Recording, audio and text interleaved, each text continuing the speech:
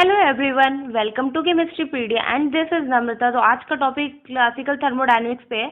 तो ये हमारा जून 2021 का क्वेश्चन है। जितने भी क्वेश्चन कराऊंगी वो जून 2021 के क्वेश्चन रहेंगे। इसके बाद मैं अगला वीडियो जो लेके आऊंगी उसमें आपके 2020 के क्वेश्चन लेकर के आऊंगी। तो अभी थर्मोडायनेमिक्स का क्वेश्चन सॉल्व करके देखते हैं कि जून में कैसा क्वेश्चन पूछा था, उनके सॉल्यूशन क्या है। तो आप क्वेश्चन सॉल्व करो प्रीवियस ईयर के। अब एग्जाम का टाइम नज़दीक है, 1 महीने में एग्जाम हो जाएगा।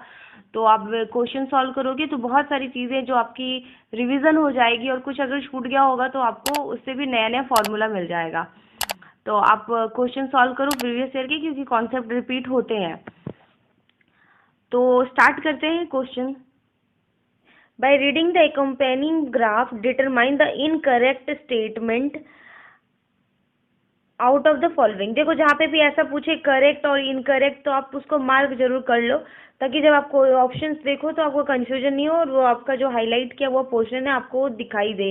ये नहीं कि इनकरेक्ट पूछा और आपने करेक्ट वाला लगा दिया एक ही ऑप्शन पढ़ के। तो अब आपको यहाँ पे देखो ऑप्शंस क्या क्या दिया हुआ है। पूछ रहा है melting point increases with pressure. तो आपको पहले ये देखना होगा कि मेल्टिंग पॉइंट आपको किस कर्व से मेल्टिंग पॉइंट पता चलता है। तो आप अगर देखो इस ग्राफ को, तो ग्राफ में ये वाली जो लाइन है जो सॉलिड लिक्विड वाली है, ठीक है, मेल्टिंग पॉइंट अगर आपको करना है फाइंड आउट, तो सॉलिड से लिक्विड वाला कर्व देखना पड़ेगा आपको। ठीक है, सॉलिड से लिक्विड वाले कर्व देखने होंगे। तो यहाँ पे है कि जैसे जैसे आप प्रेशर के साथ क्या मेल्टिंग पॉइंट इंक्रीज करता है, तो देखते हैं। अगर आपने प्रेशर इनिशियली ये प्रेशर है, ठीक है, तो ये टेम्परेचर बढ़ता है। तो जैसे जैसे प्रेशर इंक्रीज करेंगे, प्रेशर ऐसे ऐसे इंक्रीज हो रही है। तो अगर इस पॉइंट को ले ले, प्रेशर इंक्रीज किया हमने, तो अब देखो अब यहाँ पे क्या हो रहा है, टेम्परेचर कम हो जा रहा है। ठीक है, यानी कि मेल्टिंग पॉइंट डिक्रीज हो जा रही है। तो ये वाला स्टेटमेंट तो करेक्ट नहीं है। सेकेंड वाला स्टेटमेंट करेक्ट हो रहा है, क्योंकि यहाँ पे लिखा है melting point decreases with pressure. तो ये स्टेटमेंट सही है हमारा। फर्स्ट स्टेटमेंट इनकरेक्ट है। थर्ड वाला देखते हैं, boiling point increases with pressure. अब है कि बॉइलिंग पॉइंट इंक्रीज कर रहा है विथ प्रेशर। बॉइलिंग पॉइंट के लिए हम कौन सा कर्व देखेंगे, लिक्विड से गैस के लिए। ठीक है, बॉइलिंग पॉइंट के लिए हमें देखना है। तो अब देखो ये बॉइलिंग पॉइंट का कर्व हो गया। अब यहाँ पे है कि प्रेशर के साथ क्या बॉइलिंग पॉइंट इंक्रीज कर रहा है, तो देखते हैं। अब जैसे आपका प्रेशर है, इनिशियली आपने किया कि प्रेशर यहाँ है, ठीक है, फिर आपका प्रेशर जैसे जैसे इंक्रीज किया यहाँ पहुँच गया, तो क्या हुआ, ये टेम्परेचर तो इस साइड इंक्रीज कर रहा है। तो अब टेम्परेचर प्रेशर के साथ साथ इंक्रीज कर गया। तो इसका मतलब क्या है कि बॉइलिंग पॉइंट आपका इंक्रीज हो रहा है प्रेशर के साथ। तो ये स्टेटमेंट भी करेक्ट है। एंड लास्ट जो है आपका, solid liquid and gas can coexist at the same pressure and temperature. हाँ, ये आपका देखो क्या है, इस पॉइंट पे तीनों ही आपका सॉलिड लिक्विड गैस एक साथ एग्जिस्ट करता है। ठीक है, तो इन सब के लिए जो प्रेशर टेम्परेचर है आपका वो एक जैसा होता है इन तीनों के लिए। तो ये स्टेटमेंट भी करेक्ट है, कोएग्जिस्ट करता है सेम प्रेशर एंड टेम्परेचर पे। तो आपका आंसर हो गया melting point increases with pressure. ठीक है, नेक्स्ट क्वेश्चन देखें। ओके, ये पार्ट बी में क्वेश्चन पूछा गया था, और जून 2021 में देखा जाए तो थर्मोडायनेमिक्स से फेज से ही क्वेश्चन आ गया था।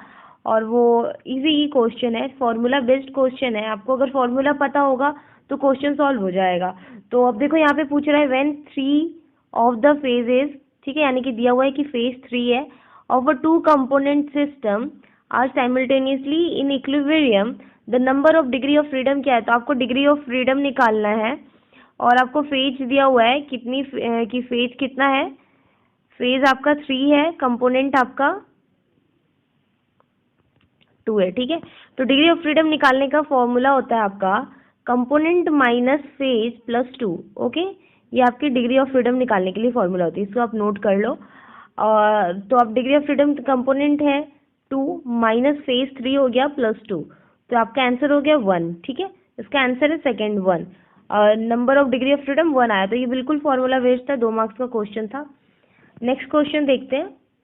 क्या हुआ कि जून वाले में जो आपका 4 मार्क्स में क्वेश्चन आया और आपका जो 2 मार्क्स में क्वेश्चन आया, दोनों ही ऑलमोस्ट एक ही फॉर्मूला पे बेस्ड क्वेश्चन था, और इस तरह से पूछ दिया। तो देखा जाए तो थर्मोडायनेमिक्स से इजी ही क्वेश्चन आया हुआ था। तो इसमें क्वेश्चन पूछा हुआ था कि the maximum number of phases that can be simultaneously in equilibrium for one component system.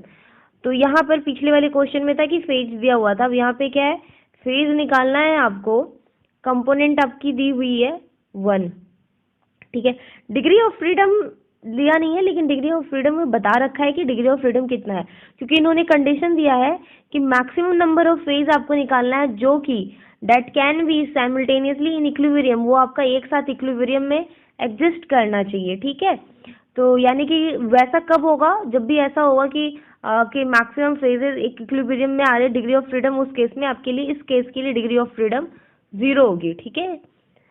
तो अब आपका क्या हो गया, तो फिर अब तो आप निकाल ही लोगे, degree of freedom is equals to हो गया C माइनस P प्लस 2, तो ये 0 हो गया, कंपोनेंट 1 हो गया, फेज अभी निकाला नहीं है 2, तो ये आपका कितना हो गया 3, ठीक है। -3 इक्वल्स टू -P, तो आपके फेज निकल गए 3, तो आंसर हो गया 3, ठीक है। ये किसका एग्जाम्पल है, वाटर वाले का एग्जाम्पल है, ठीक है।